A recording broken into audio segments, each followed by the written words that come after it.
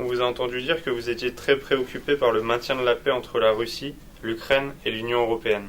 Oui, je suis très très préoccupé, puisque nous sommes dans un climat de tension extrême, puisque d'un côté, l'Union européenne et les États-Unis font pression pour que l'Ukraine soit intégrée d'une manière ou d'une autre à l'Union européenne, mais en même temps, on a provoqué la Russie, puisqu'il y avait un accord depuis la présidence de M. Gorbatchev qui consistait à dire qu'on n'aurait pas de pays limitrophes de l'Union soviétique hier et de la Russie aujourd'hui qui seraient dans l'OTAN. Par conséquent, c'est une provocation inacceptable pour tout dirigeant russe, quel qu'il soit. Secondement, la Russie elle-même, aujourd'hui, fait une pression considérable en développant le nationalisme russe, en étant caution, plus ou moins caution, de référendums qui n'ont rien à voir avec les principes démocratiques, puisqu'on met des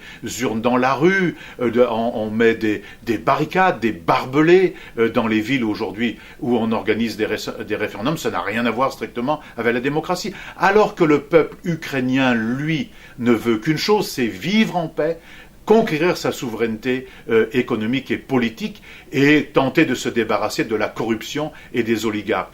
Moi, je ne suis pour les oligarques ni d'un côté ni de l'autre. Je suis pour la souveraineté du peuple ukrainien qui doit pouvoir élire ses dirigeants sans pression extérieure et sans être intégré dans un bloc militaire. Ça, c'est une provocation inadmissible pour tout un chacun.